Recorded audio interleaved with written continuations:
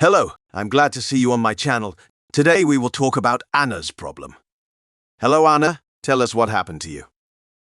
My boyfriend asked me to break up because of financial differences. The problem started when the issue of living space came up. I was living with a young man in his duplex in a not very good neighborhood. His father came regularly on weekends to work. He himself lives in a country house.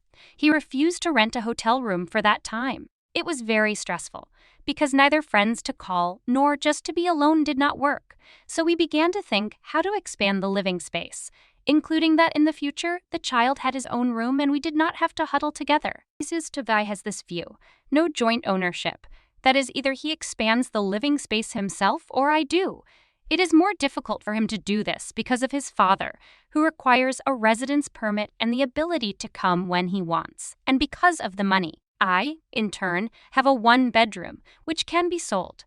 Then it will be necessary only to add money, is a little bit left to save up and buy a two-bedroom without mortgage and encumbrance in the form of the guy's father. The young man said that I do it myself.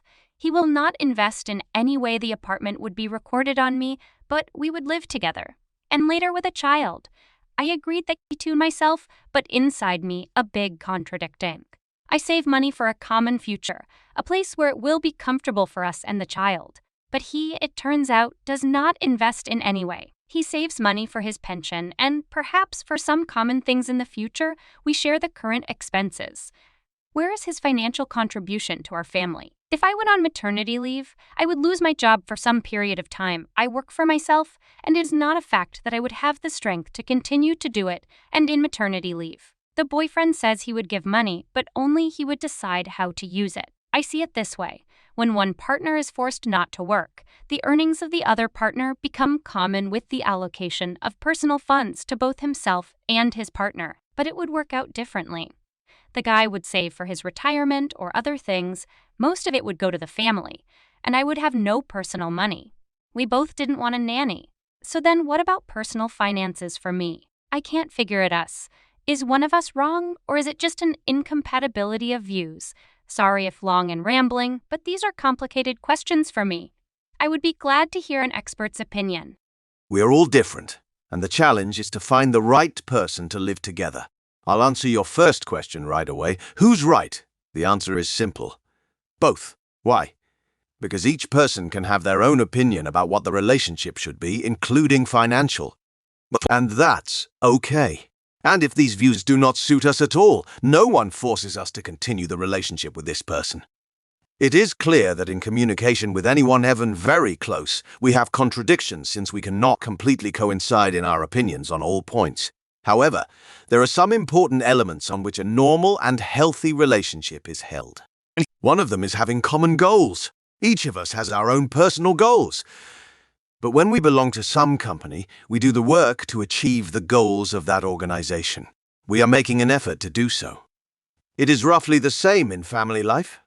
Another important element of a strong relationship is the ability of partners to constructively solve the emerging contradictions. There are practically no such couples where there would not be some disagreements. And this is normal. But when partners love each other, appreciate and respect each other, they sincerely try to understand the other, come to an agreement and find some solution that would suit everyone. And if a person does not want or cannot make us happy, it is not his fault. It's just that this person is not suitable for us or we're not right for him. And if your boyfriend doesn't want to combine your budgets into one family budget, that's totally his right. But it's also your right not to agree to it, to be with that person or not. It's up to you. It is worth remembering that we choose those with whom we want to build a long and happy relationship.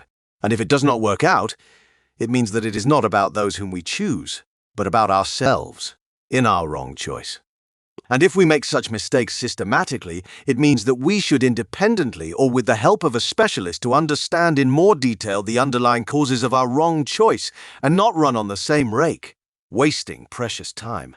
That's all for now. Thanks for watching. Don't forget to subscribe and like.